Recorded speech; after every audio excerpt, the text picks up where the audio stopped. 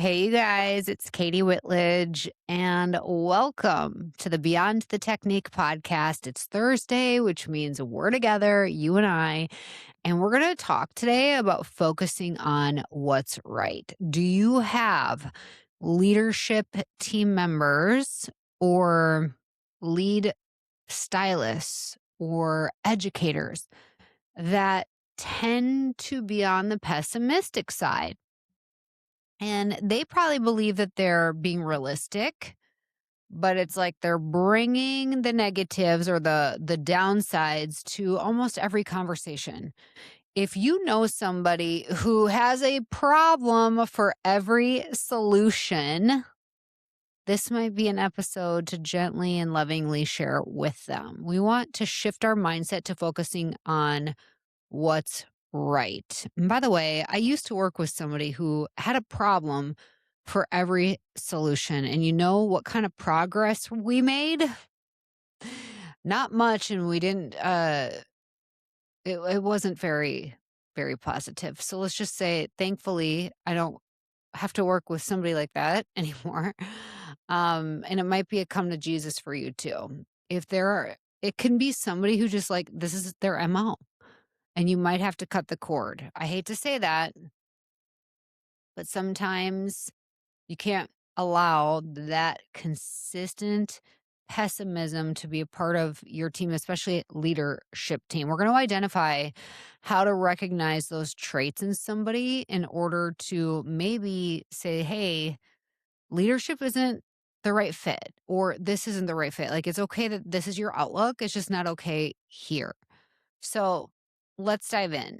First off, we're not here to say ignore any problems or challenges. We're here to say you're always going to have problems and challenges. So, where should your mindset be? What should your focus be on? We are professional problem solvers in this industry. And every single day, you're going to have some sort of callback or missed appointment or somebody who's running behind. There's going to be inventory discrepancies. There's going to be something that comes up that you're going to have to deal with that isn't going to be the most positive thing ever. But the awareness of how you react or respond to these little things all throughout the day is key for you because the real issue is if you're constantly focused on the problems, the pessimistic side of things, you really limit your progress. And we want to always move the needle forward. So I want to remind you that you don't have to deny what may not be going perfectly in order to acknowledge what is actually going really, really well. Let's go into part one. First off, the way your brain works. Your brain is wired to look for the downsides, to find out what could go wrong right now. um, we need people like this, by the way. If you are always like, let's do it, let's try it, that's probably more so me. You do know you do need to have those people around you who are like, whoa, whoa, whoa, have you thought about this, or this? So it is good to be realistic and see the potential downsides to things. Does it mean that you pause every little project you came up with? No. And sometimes overthinking what could go wrong is going to prevent you from even trying new things ever. Or it's just become so exhausting. You get paralysis by analysis, so you just end up making no moves at all. And we don't want that to happen. Imagine that you finish your day or even work week at the salon and you're like, wow, we had awesome client retention this week. We had a few five-star reviews come through this week.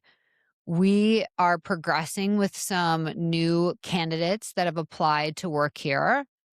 We had an amazing event at our salon this week, or education. We had a team member who came to us and complained to us about a new standard. Now, what occupies your mind when you go home? Usually it's the complaint, is it not? We ruminate The brain is just like, look, there was a time and place when it was important to have a heightened awareness for these negative things or these threats, but we ruminate sometimes these little things and they become these threats. And we feel like all of a sudden our business is threatened, our culture, our authority, and ultimately our stability or the team's stability. So I want you to think about with your brain what are some active questions that could interrupt that pattern. And by the way, we're all wired this way. So we all need to be proactive about intentionally interrupting any of those pessimistic or negative mindset patterns. So the first question would be like, hey, okay, what's actually true right now about this? What is really true about this? The truth is, we had a freaking awesome week and we have every reason to celebrate. What is still working? Everything's still working. I had one complaint by one person. That's, you know what, I talk about this in our software team consistently. We'll have somebody bring up, this is an example, like, hey, we got this feedback and I think it could be a concern. And I'll say, is this feedback from one partner that we work with? Or is this like we've heard now 12 or five of our salon partners bring this complaint up? Then it is a reason for you to say, okay, this deserves our attention to solve this versus, this is like one person. If it were five people, we'd probably spend time talking about it, but it's one person at this point. We're not going to change all these things or give this time and attention right now for this one individual. And then the third question is, what needs my attention without receiving all my attention? I think this is huge because as salon owners, we tend to be people pleasers. We love people. We want people to love us. We want people to be happy.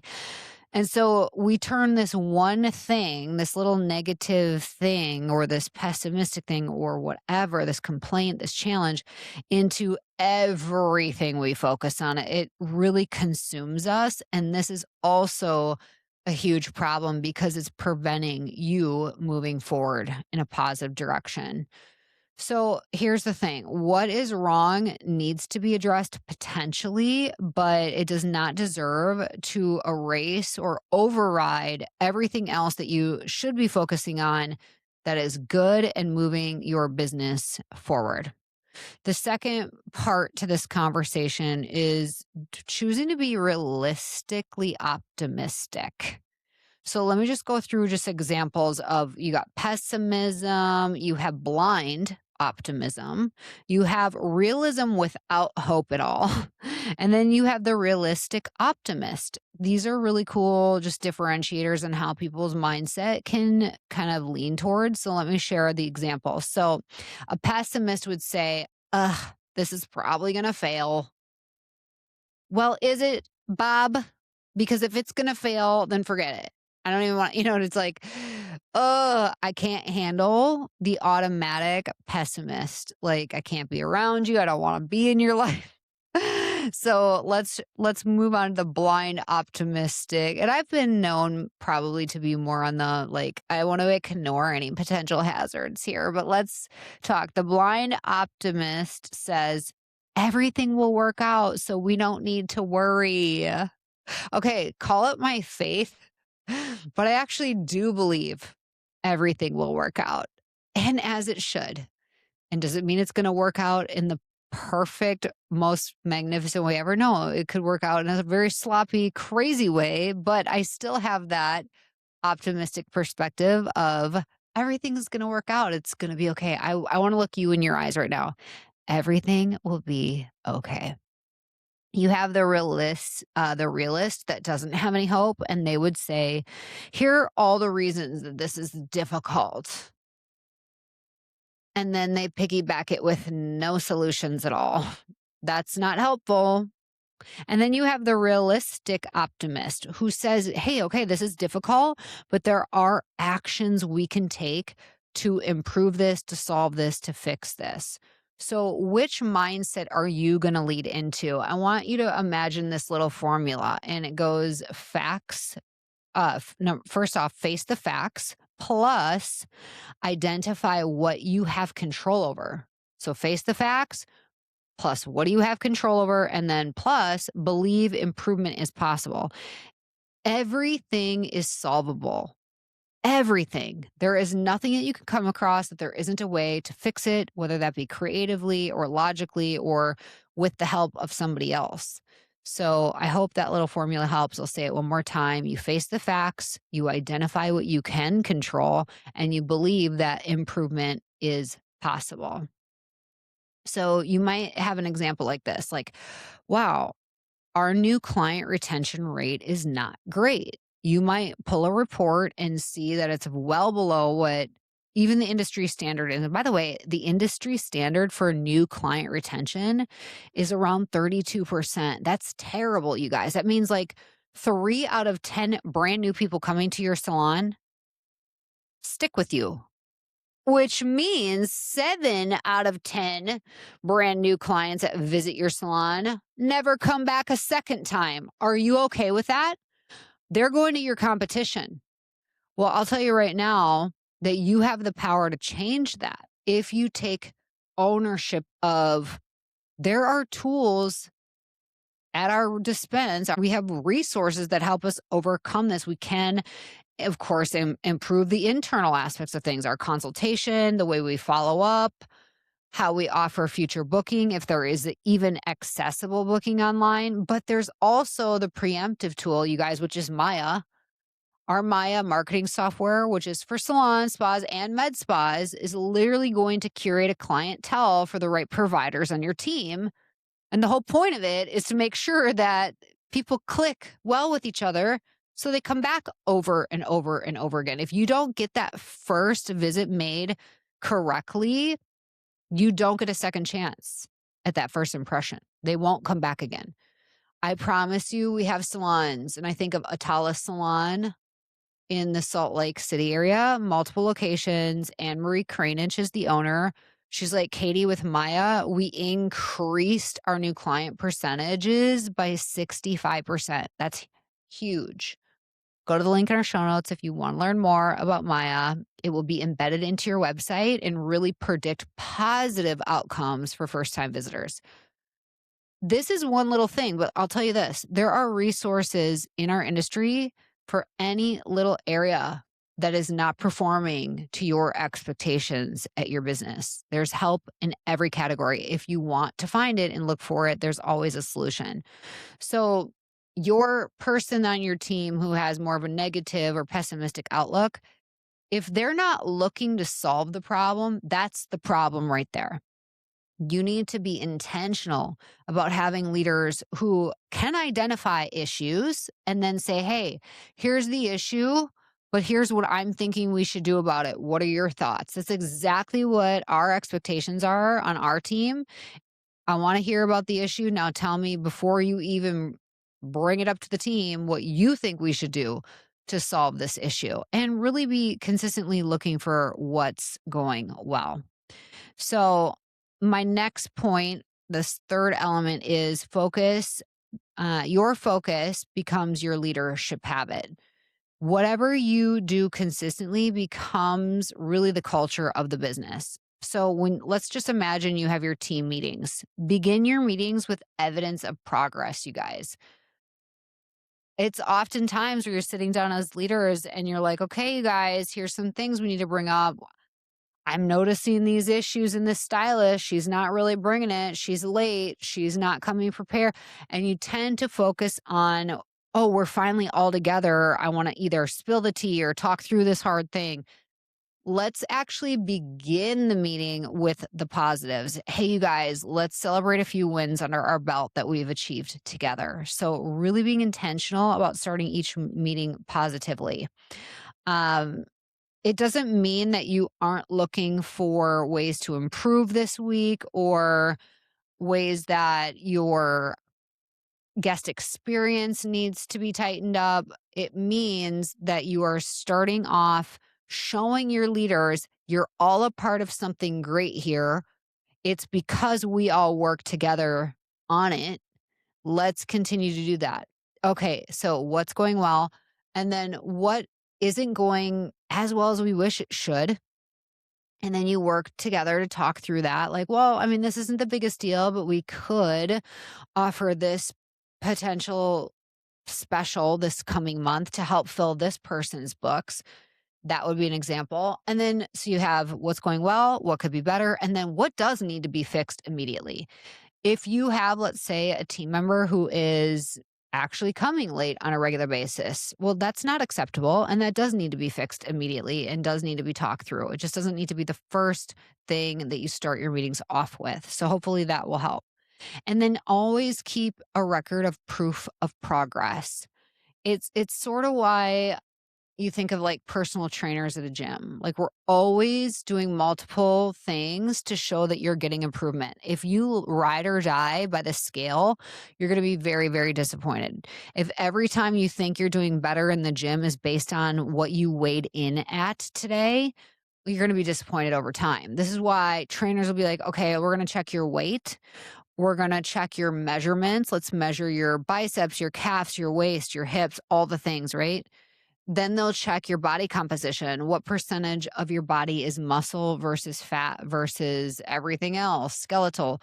So it's really important that even as a company that you're looking at every area, not just one. And here's our proof of progress. Hey, we did have a couple negative reviews come through, but this week we had 4 positives come through. Or now that we've had these negative reviews come through and it happened to be this person who's struggling with this type of hair cutting now, we've set this training in place. They've had a couple wins under their belt where we see progress on their technique. This is what we want to look at. We want to look at we have made progress in these areas of our business, which means we are doing well together, you guys. You're looking for something that's worked, you're looking for growth, and something you handled better maybe now than you did before. Doesn't mean you've handled it perfectly and there's still room for improvement, but you're looking for the ways that you've made progress. Here's another thing. If you have a pessimistic leader on your team, you need to really keep an eye on what's called absolute language. Absolute language is basically lying, but people don't realize that. It's not really taught. It's saying, well, everybody on the team is feeling this way. I had somebody who used to do this all the time. And I'm going to be honest, I was sucked into it. I was like, what? They are? Let's fix it. Let's talk through it. I don't want everybody to feel this way. The truth is, not everybody feels this way. People with absolute language will say, you always, or we always seem to this or that, always, or never, or everyone, no one, completely, disaster. Like these are trigger words that actually affect us. They're trigger words for a reason. They make us be like, oh, we got to pay attention to this. We got to figure this out. But you got to watch that. If somebody is consistently using absolute language, or I would say triggering language, then you need to really evaluate, is this person the right person to be at this seat next to me as a leader? You want your leaders around you to identify those challenges, bring solutions, but also be for you. Be your fan, be a fan of the business. You want them to feel like they actually love being here. They're part of something great and they'll do whatever it takes to maintain awesome standards with you on the business. All right. Lastly, celebrating progress over perfection. So, really making sure that you go out of your way to celebrate wins, even if the wins are little. I never used to celebrate like little wins. It would be like, we hit our 5 years in business. We hit our 10 years in, you guys, it's 15 years of those feel like significant milestones that are worth celebrating. But what about the like little wins? The little wins that are so worth celebrating, like, I don't know, this person finally, the light bulb went off and they formulated their own color themselves for the first time without even asking anybody around them because they actually had the confidence to do it themselves. Let's celebrate that. What does that look like? It might look like a group text. Hey, you guys, let's give a huge shout out to our stylist who formulated it on their own. They did great. They were confident. The guest bought product. They rebooked. They're coming back again for color in the future. Those little things mean everything over time, you guys. And so, okay, when you are leaning too far into pessimism, progress starts feeling invisible. This is why it's so important to lean into like little wins. If you're constantly pessimistic, your team members become afraid to make mistakes because they feel like there's threats all around. And if they mess up, it's going to be like noticed. And they are very fearful of that. High performers feel underappreciated in environments that are super negative all the time. And this is the biggest one. The owner just remains sucked into the business at all times. You cannot mentally and emotionally detach at when you leave work. And that is not a good place or state to be in. You have got to have healthy boundaries on where your mindset goes. It is easier said than done. It is very hard. It's like when you're around friends and they're complimenting, let's say your cute little outfit. And then you have this one person that's like, oh, I don't feel like that's very flattering at all. And what sucks you in? The tons of compliments you got or the one person that threw shade your way? Well, we all know what really takes over our mind. We got to prevent that from being the case. So work to curate that for yourself and make sure that you're curating a leadership team that has really like intentional positivity and progress. It doesn't mean you're perfect. It doesn't mean you're ignoring challenges. It means you're focusing on what's right, what's going well, what's good at all times. So here's my ending challenge for you. At the end of the day, can you write down what was right about today? What went well? What are your wins? And then write down this: what is improving? This may not have been perfect, but I'm seeing progress. This is improving. Um, what problem needs one constructive next step? So sometimes you hear about a challenge and you're like, how do we fix everything? Well, what's the next best thing we could do that would move us towards fixing it? May not be perfectly fixed today or tomorrow, but if we do this one next thing, it kind of buys us time to think strategically and collaborate to find a solution for this. And then lastly, what can I release right now until tomorrow? What does not deserve to take up mental real estate for you right now? Write it down, get it out on paper. Like I'll get up in the middle of the night, by the way, and I'm like, I have to write this down. Like it's messing with me. If I don't write it down, I'm going to just sit and lay in bed and think about it forever. But like, nope, I'm going to get up, I'm going to go to the bathroom, and then I'm going to write that on a little Post-it note. Then I can come back to it at a different time. It doesn't deserve your time and attention right this minute. It can be thought through and take up that mental real estate at a totally different time. You guys, progress is possible at all times. If we look for what's good, if we're focusing on what's right, be really, really intentional about preventing just constant pessimism. And if you have somebody on your team where they're just bringing up the problems and never how to solve them, and they're actually preventing progress because they're finding a reason that something's not going to go perfectly for every little thing that you try to work on together, it might be time to cut that cord and move on and find different leaders who want to come and be a part of something that's moving forward positively together. A little come to Jesus today, you guys. I hope that it's still brought value for you and that you will share this in a loving way with the people on your team or even other leaders who are positive. You guys, I agree with this. We have to stay positive and we really have to be intentional about our attitude and what we choose to focus on.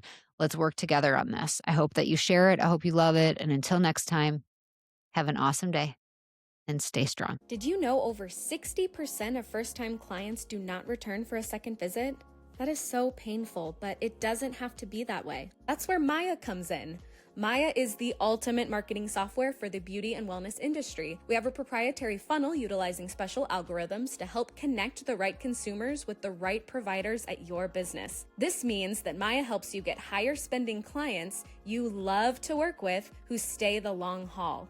If you want to increase your revenue, increase your client count, increase your average ticket, and increase your new client retention, then you need Maya. Go to joinmaya.com to set up your own personal virtual tour and see why over 500,000 consumers have trusted Maya and the businesses we work with to find their perfect beauty and wellness pro. We promise you will love Maya.